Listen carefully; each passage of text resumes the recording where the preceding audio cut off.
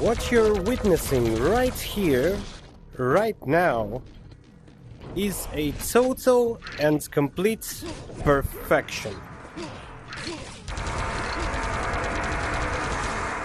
All of known history of the universe, starting with the Big Bang to the first particles, and then to gas clouds, to stars, and to planet Earth. All of the evolution of various creatures, from the Luca to marine life, to dinosaurs, and eventually to us humans. All of that led to this moment. To the moment of you being able to play Quake 3 Arena on MetaQuest. This is the peakest of peak of VR gaming. If you're wondering, how the fuck am I even doing this? How exactly am I able to play Quake 3 Arena on the Quest? And especially if you are a MetaQuest owner and you went to Meta Horizon store and enter Quake in the search field, and you are very confused right now, my boy, do I have a great fucking news for you. There is a service for peakest of peak of indie VR gaming that is called SideQuest. And there is a team of developers that are bringing classic id Software games, including Doom and Quake, including Quake 3 Arena that I'm playing right now, to various VR platforms, including MetaQuest. And if you're a casual user, the process of familiarizing yourself with the SideQuest and the process of sideloading and installation can seem kinda confusing and intimidating at first, but believe me when I say it, after like 10 minutes of looking into it, you'll be playing it just like I do right now. So, if you own MetaQuest and you like what you see on screen, what the fuck are you doing still watching this video? Go visit the site of the SideQuest, go to the Team Beef's page, sideload it, install it, and do the best thing you can currently do as a human being, which is playing Quake 3 Arena on Quest. Okay, now let's get a little bit into technical sides of things here. The mirror will help us a lot to understand how this game actually works. So, you don't really have a full body simulation here like you do in some VR games. You don't have any body simulation whatsoever. You're not even a pair of floating hands in your first-person perspective. You're basically just a gun. And, for example, if I do this, as a room-scale player, I was blessed with an opportunity to do incredibly immersive crawling. And I can do this. But, as you can see, it doesn't affect my hitbox at all, because the game thinks that I am standing. And to be honest, this is the most logical way to work with Quake 3 Arena engine here. The only way I can affect my hitbox is by pressing crouch. Oh my god, such a beautiful animation. I can't believe this was in like 1999, I think. Okay, but let's not get carried away. So, you can see clearly that I'm just changing direction of my hand. My hand is facing, and the character model does this. So when you shoot around the corner like this, your model is actually doing a pretty normal stuff for a Quake 3 Arena model.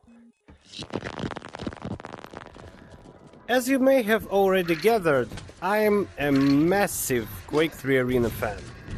To me, this is the best multiplayer shooter of all time.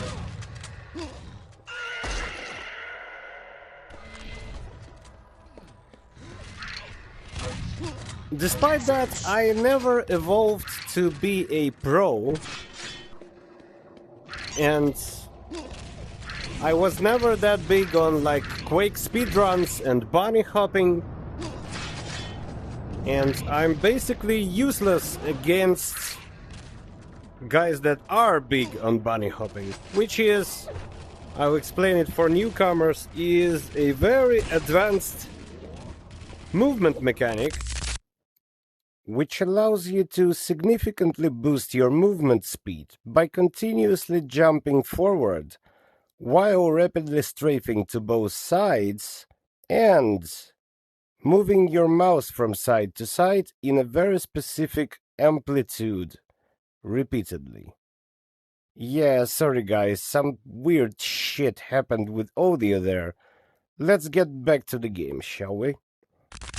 But nevertheless, I was always having a megatons of fun playing with my friends and family members that are about on the same level as me.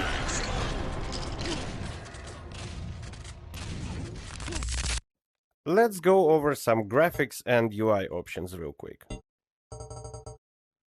You can adjust refresh rate and super sampling. As you can see, this port works on my Quest 3 in 120 FPS and on the maximum super sampling. And it works smooth as butter, everything looks cool, developers have done exquisite job with that. Now you can also adjust your railgun effect and switch it between Quake 3 style and Quake 2 style, which may seem odd to a newcomer or an outsider, but I personally know some people that are very religious about how their railgun effect should look. So this option makes a lot of sense. You can also adjust lighting, shadows. You can do realistic shadows here, by the way, but I see no point to that. They look kinda out of place in Quake 3 Arena world to me. And also you can adjust geometric detail and texture detail and turn on and off high quality sky. I have everything maxed out and everything works like a charm.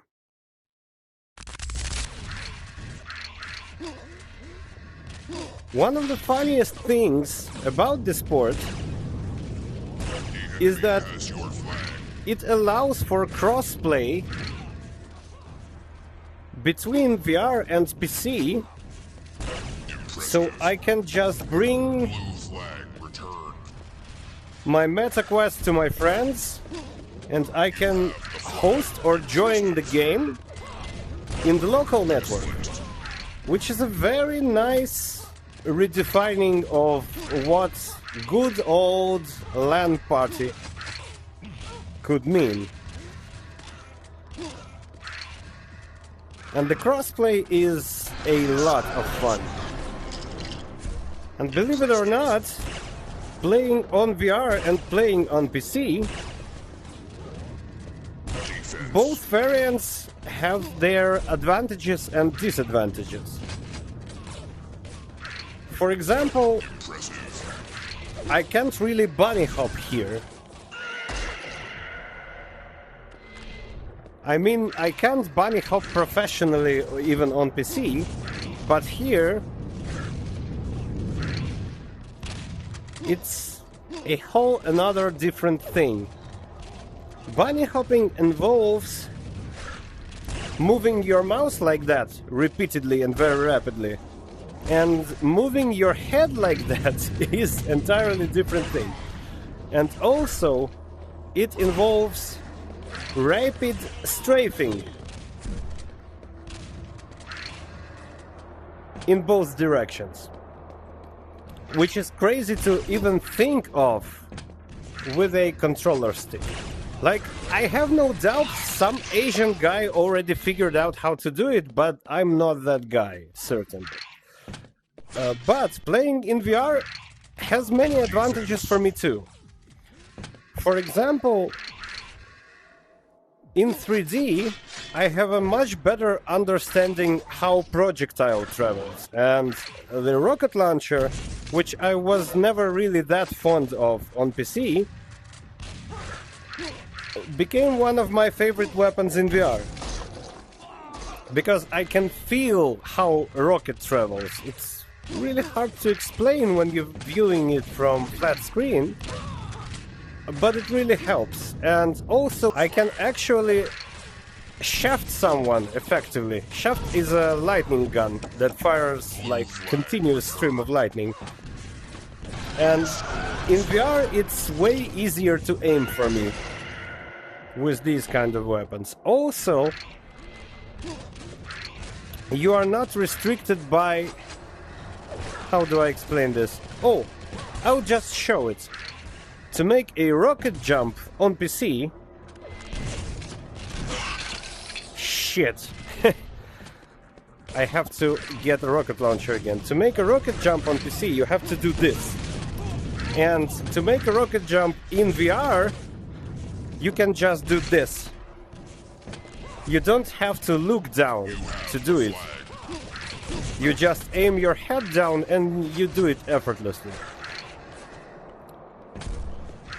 But considering that weapon switching is done here by a weapon wheel that looks like this, rocket railing, which is you put your enemy in the air by shooting them with a rocket, and then you're finishing them up with the railgun, which is basically a sniper rifle.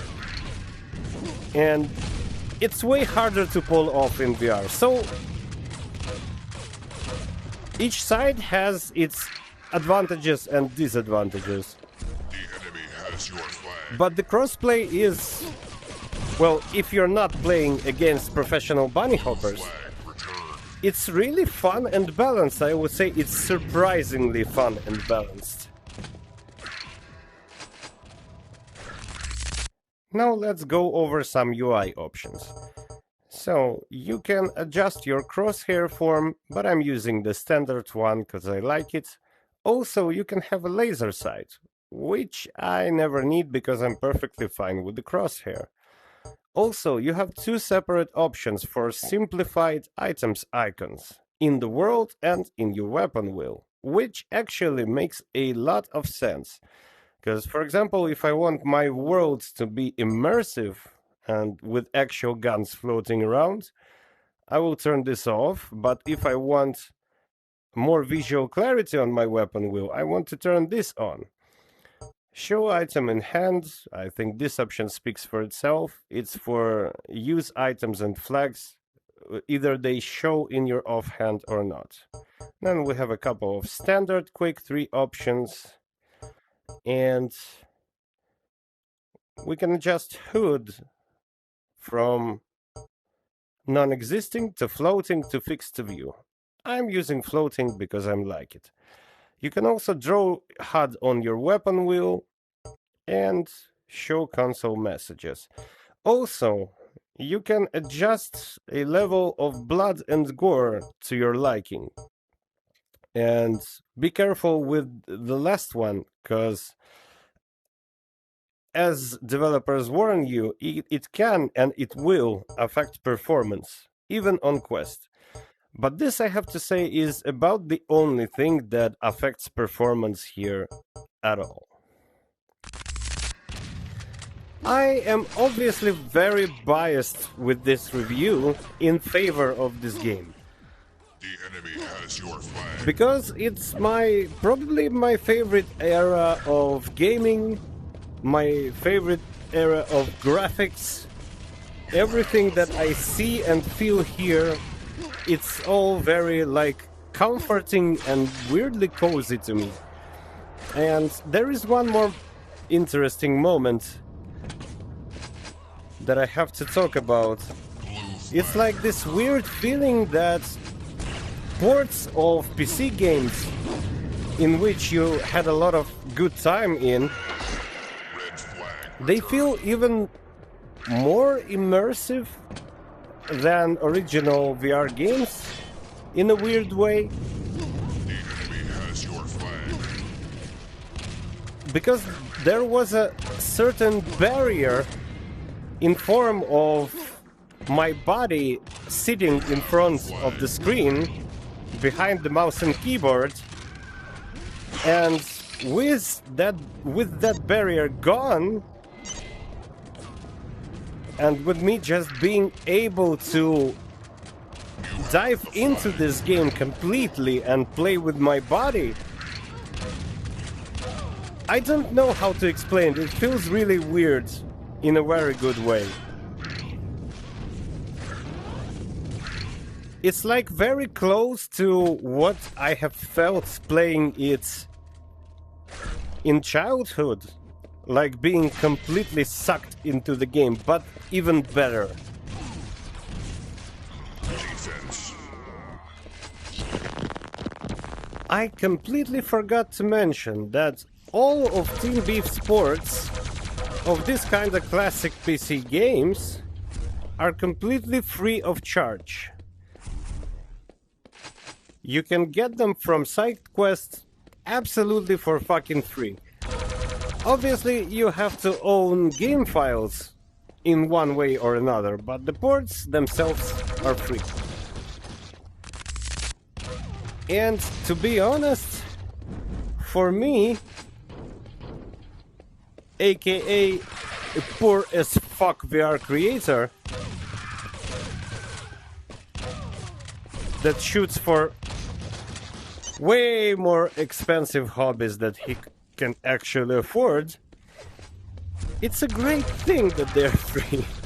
Because to be honest with you, every time I buy anything from Meta Horizon Store, it's basically a very unhealthy financial decision. So I feel obligated to say a huge fucking thank you to Team Beef. Guys, you are fucking fantastic. You just basically gifted me with an opportunity to walk into my favorite childhood games with my whole body. Let's go over controls options.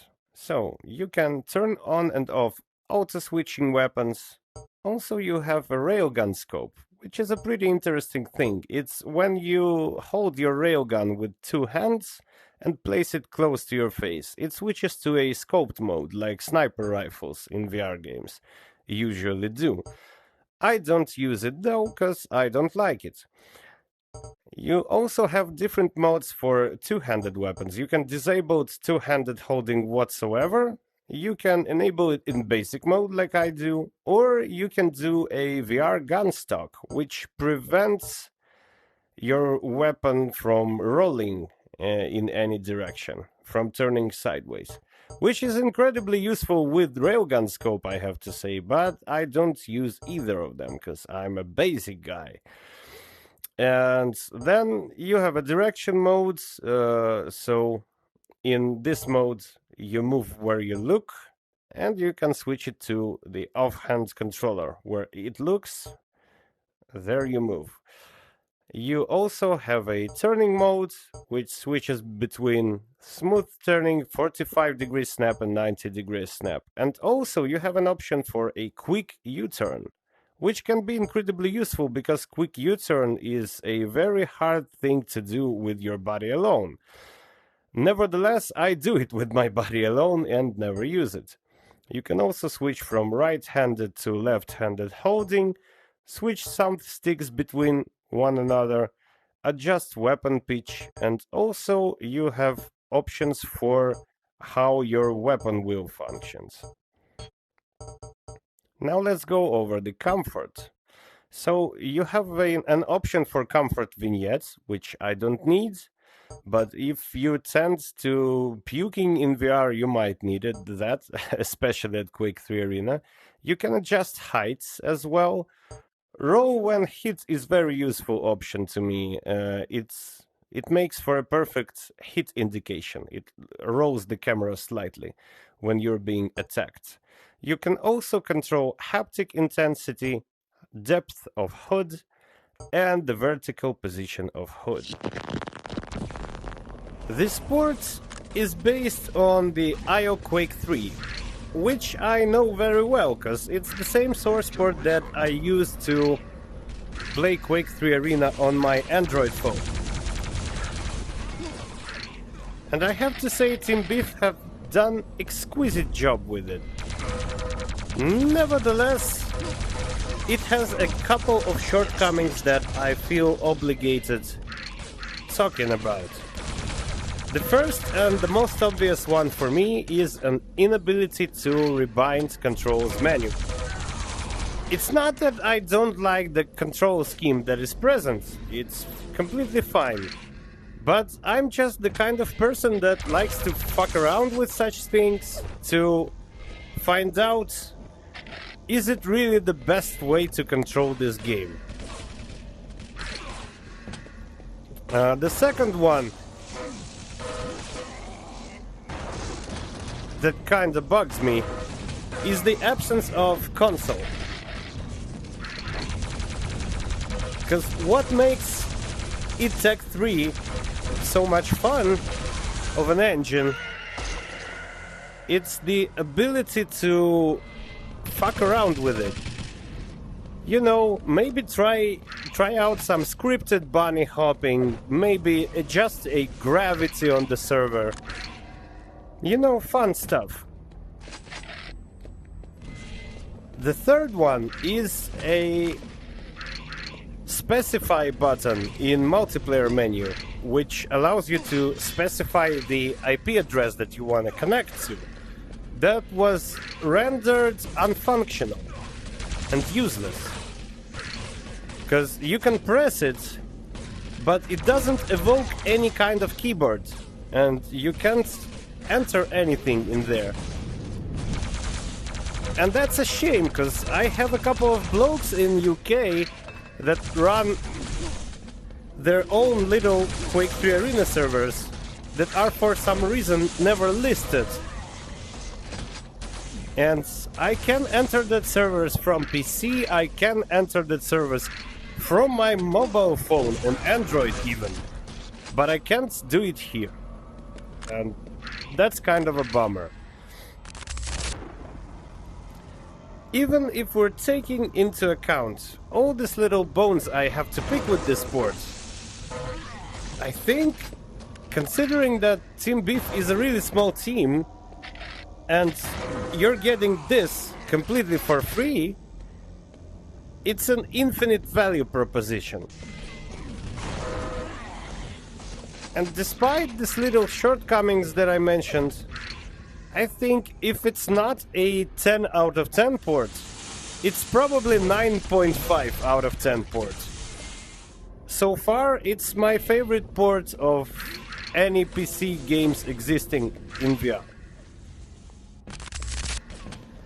And I can't recommend this enough, both for seasoned veterans of Quake 3 Arena and for the newcomers on Quest. Like, dude, if you just like futuristic multiplayer shooters, this is better than 90% of what Horizon Store has to offer you. And that's about everything I had to say about Quake 3 Quest. I was Walter the Jester. If you like this video, please smash a like button, consider subscribing to my channel, cause YouTube is nuts lately with its algorithms. And if you do these simple things, you will help my channel a lot. Thank you very much for your attention. Jester out.